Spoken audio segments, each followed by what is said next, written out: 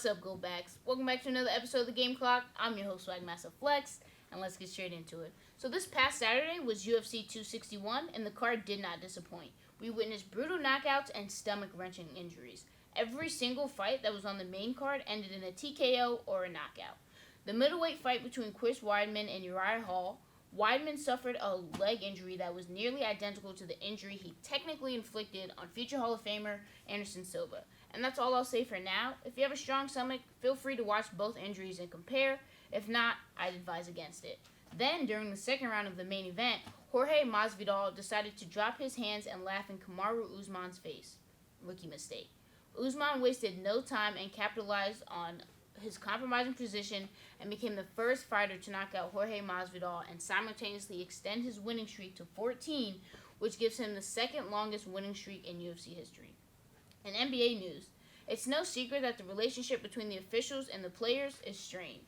It's arguably getting worse. Celtics Marcus Smart was suspended one game after directing threatening language towards an official. Also in NBA news, the Clippers have signed veteran big man DeMarcus Cousins for the rest of the season. I'm a fan of this by all means. Personally, I'm a fan of Boogie's, and it's been hard to watch a once dominant big man struggle with staying healthy for so long, and it's nice to see him get off the free agency list. This is also smart on the Clippers' part, as most teams in the league have learned the lesson that Boogie is a hit or miss, and signing him for an extended period of time could be dangerous. This short deal allows them to see how he fits and ponder if he's a part of the team's future long term. A congratulations is in order for the NFA softball team, who got their first win earlier this week.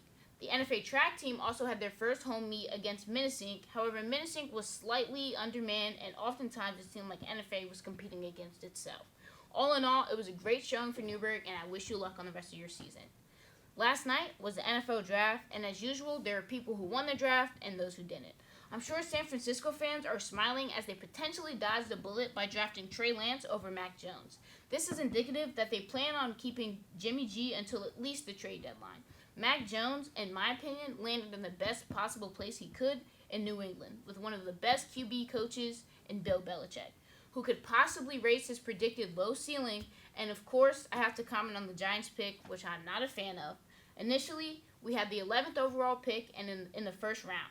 But while we sat in suspense, a trade came through. The Chicago Bears traded up and took Justin Fields, which is great for their franchise, and then sent us to 20th, where we took a wide receiver. That's right, a wide receiver. The very last thing the Giants need right now. However, there are more rounds to go, which means there's room for redemption. And unfortunately, this week I'm forced to end on a sad note as I send my condolences to the family of NBA draft prospect Terrence Clark of Kentucky, who was tragically killed in a car crash on April 22nd. Thoughts and prayers out to his family. That's all I have for you today. Thanks for watching, and I'll see you next week.